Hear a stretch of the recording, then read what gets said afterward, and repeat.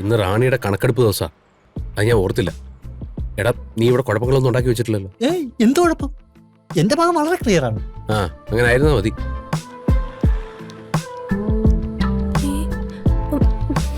ആ മോളെ, കയറി വാ. സോമോട്ട എന്തായി കാണുന്നേ? എന്താ മോളെ? ആ മുളക് മൊത്തം ഇങ്ങനെ മറിഞ്ഞു കിടക്കുന്നത് ഇതുവരെ കണ്ടില്ലെന്ന് വെച്ചാ അത് വലിയ കഷ്ടോ കേട്ടോ.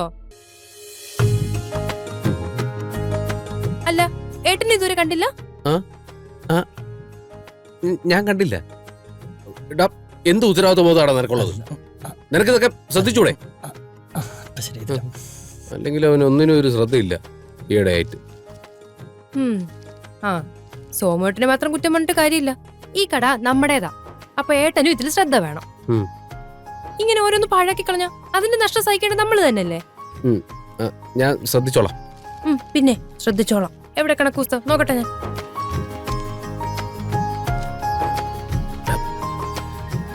വരണം.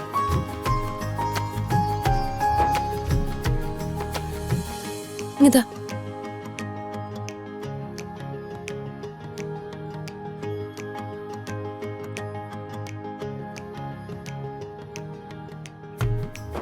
ആർക്കും ഒരു രൂപ പോലും കടം കൊടുക്കരുതെന്ന് പറഞ്ഞിട്ട് ഇതിന് 2000 രൂപയുടെ പറ്റ് കാണുന്നുണ്ടല്ലോ. അത് പഞ്ചായത്ത് ക്യാൻറ്റീനിലേക്ക് സാധനം കൊടുത്ത കണക്കാ. ആ കാശ് ഇന്ന് വൈകുന്നേരം കിട്ടും. വൈകുന്നേരം അത് വാങ്ങിച്ചെടുക്കണം, മറക്കരുത്. അത് മറക്കില്ലല്ലോ.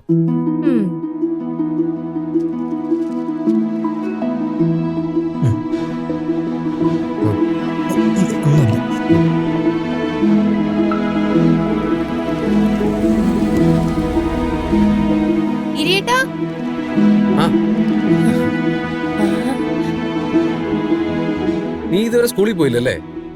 പഹാറുവിന് ഇവിടെ എവിടുന്ന് കിട്ടി? ഞാൻ അമ്പലത്തിൽ പോയപ്പോ അവിടെ നിൽക്കുക.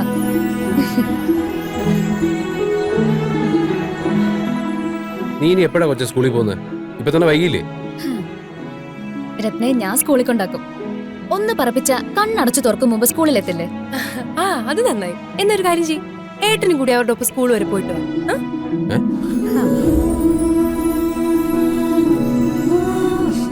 ഞാൻ എന്തിനാ ഇവരോടൊപ്പം സ്കൂളിൽ പോകുന്നു? ഗിരിയേട്ടൻ കൂടെ പോയില്ലെങ്കിൽ തിരിച്ചു വരുമ്പോ പാർച്ച ചോറ്റയ്ക്കായി പോവില്ലേ? ഏട്ടനും കൂടെ പോയാ ചേച്ചിക്ക് ഒരു കമ്പനി ആവുമല്ലോ, അല്ലേ രത്നേച്ചി? അതെ അതെ, ഗിരിയേട്ടൻ വാ.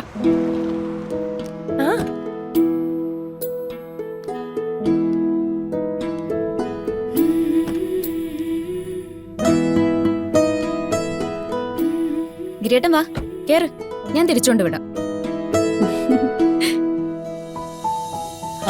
ഒന്ന് പോയി ചുറ്റിട്ട് വാങ്ങിരിയേട്ടാ. ചെല്ല്. കടയിലിപ്പോ ഞാനുണ്ടല്ലോ, ഏട്ടൻ പോയിട്ട് വാ. പോവല്ലേ? ഒന്ന് വന്ന് കേറ് ഗിരിയേട്ടാ, വാ.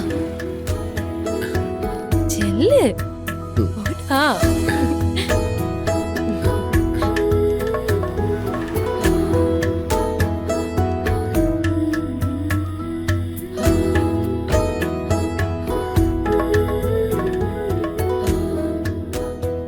ഞാൻ പാറുവിനെ ഒന്ന് കാണണമെന്ന് വിചാരിച്ചിരിക്കായിരുന്നു. എന്താ കാര്യം? അത് എനിക്ക് പാറുവിന്റെ ഒരു സഹായമാണ്. സഹായോ? എന്ത് സഹായം?